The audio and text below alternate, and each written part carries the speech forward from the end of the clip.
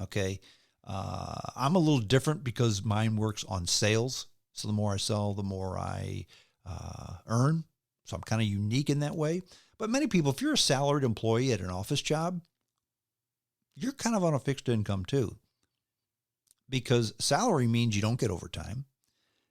And that's it. You're kind of on a fixed income. Now, you may get a 2 or 3% raise every year, and that's great, but you're not going to double your income. Okay. So everybody's kind of on a fixed income. And not everybody, but many people are kind of on a fixed income. Now, often, however, you can do so much more to limit expenses. In fact, you can do more to limit your expenses than you can to increase your income. But the outcome is exactly the same. I'll give you 2 examples. And these are examples of people who I had discussions with real time. Some time ago, there was a lady who came to me, and I knew her fairly well. And she said, look, you're pretty good with money, right? I said, pretty good. She said, I have a problem. Help me out. I have a salary job. I really have no way to earn more income. Yeah, I can get a part-time job, but can't make that much more. I need to find a way to just bring more money in. I don't make enough money. I said, oh, okay, do you not make enough money, or do you not have enough left over at the end of the month? And she said, well, yeah, that's what I mean. I don't have enough left over at the end of the month. I said, okay, what can you do about earning more money? Can you get a second job? She said, no, I really can't. I'm tired at the end of the first, and I've gotten other jobs, but they really don't pay that much, and I'd really rather not do that. I said, okay, let's look at cutting your expenses then. I said, you smoke, right? She said, yes. I said, you have cable TV, right? She said, yes, I do. I do have cable TV. I said, you cut your own yard? She says, no, I have a service that cuts the yard. I said, how much do you spend a month on gasoline? She says, well, gasoline I can't do anything about, because basically I really don't do much more than go to and from work. Okay. So I can't really cut that out. So we got the figures. I said, here's what you can do. Stop smoking cigarettes. Cut the cord to your cable. Have your teenage son cut the grass. And don't go home for lunch. And we did the math. She was able to save over $200 a month by just doing that. It'd be tough to do with a part-time job. She said she was too tired. It was between $200 and $300 a month she could save by just doing that. And she just looked at me. She said, I can't do that. I said, yeah, you can do it tomorrow. Just stop smoking cigarettes, watch regular TV, have your kid cut the grass, and don't go home for lunch. $300 a month. Her eyes teared up and says, I can't do that. And she walked away. She could have saved a bunch of money by cutting out pure luxuries. And that's what I mean by people in this country, even if they're having financial troubles, they have it so good. All you got, if you told somebody in India, let's say, who's having trouble making ends meet, look, all you got to do is stop smoking cigarettes, don't watch fancy TV, have your kid cut his own grass, and don't go home for lunch.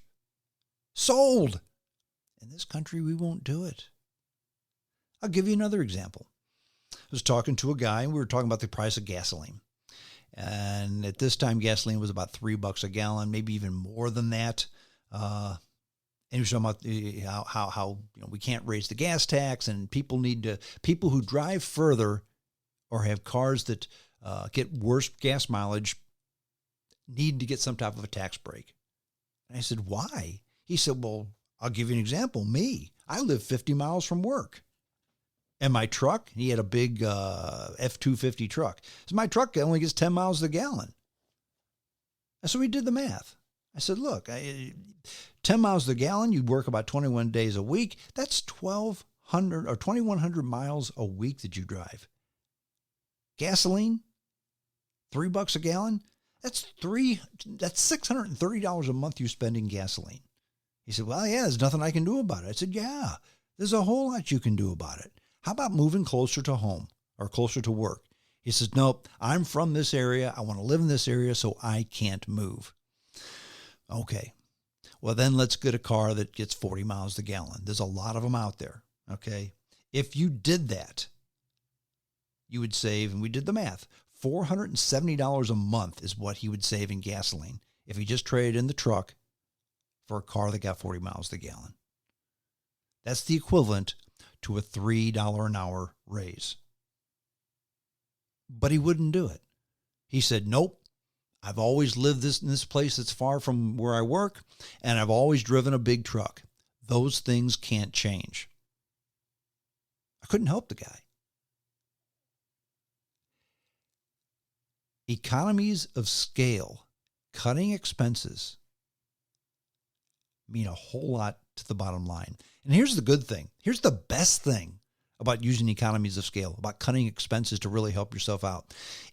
If you like the guy who had the equivalent to a $3 an hour raise if he changed cars, that $3 an hour is going to be taxed. So it's really not $3 an hour. When you save money, every nickel goes into your in your pocket. Uncle Sugar taxes your gross income. If your net income at the end of the day is better, you keep it. He doesn't tax your net. He taxes your gross, and that doesn't change. A house payment is another thing. I mean, I see a lot of people, and I'm not going to say that I have the answers to this, okay? Because there's a lot of people who are a whole lot smarter than I and have a whole lot more money than I say that I'm all wet. But consider this. A lot of people say, with the lower interest rates, you can now buy more house, because at these interest rates, it's okay to always have a house payment. Maybe yes, maybe no. But here's something to consider. What if you paid off your house? Didn't buy the McMansion just because you have more money now. Lived in the house that you're satisfied with, and took that money that you normally spend on a house payment and invest that money. Sure, you're borrowing at 3 or 4%, which is dirt cheap. But what if you took that 3 or 4% that you earned, invested, and you earn 5, 6, 7, 8%, which is stock market gains over a period of time. You turn a negative into a positive. I mean, if nothing else, take your house payment, basically, and eliminate it. Of course, you can't eliminate all of it because you still have taxes, you still have insurance, etc. But what if you could just eliminate your house payment? Your lifestyle doesn't change, and you invested that. How would that grow over time? Translation. The stock market is just not for the fat cats. The average Joe can be in the stock market too. Trust me, I know. I've been in it since I was 19 years old, and I'll be 62 1 week from today. Now, the conclusion, this whole economies of scale. Here's the thing. That's how corporate America makes inroads. That's how they sharpen the pencil. That's how they increase the bottom line. And you can do the exact same thing. You don't have to be a rocket scientist to succeed, especially in this country. But you do need to put thought and effort into your career, thought and effort into your expenses, what you spend money on, thought and effort into your income stream, and thought and effort into your future. Now, here's a fact. I know very little about what Instagram model is dating which NBA star. I know very little bit about what is the hit song today. I know very little about what's coming out in the fall fashions, okay? I don't know anything about any of that because I don't spend time doing this, because we all just have 24 hours in a day, and I have to sleep 8 of them, okay? I don't know any of that stuff. But here's what I do know. I know that West Texas Intermediate oil is trading at about $68 a barrel, okay? I know which stocks pay the high dividend. I know why pork costs less than beef, at least today.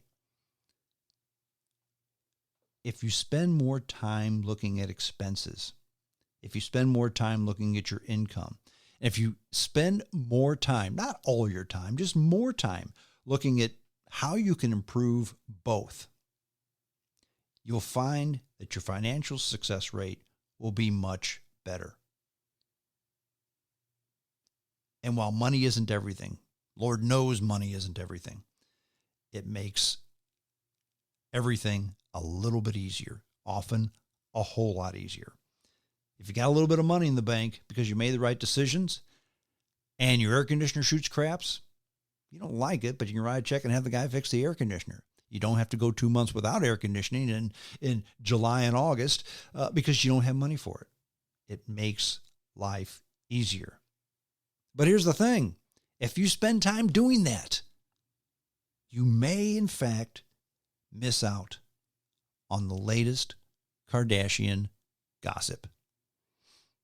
It's your choice, folks.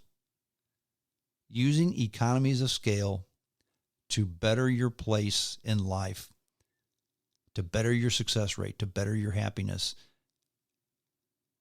It's like everything else in life. It's simple, but to actually implement it isn't easy. Well, that's it. I'm done. Hope you enjoyed the podcast. JamesStrongShow@hotmail.com. That's the email address. Send me your email address. I send you a link to the podcast. Upon publication, you can download it and listen to it at your leisure. That's it. I'm done. Until next time, this is James Strong saying adios.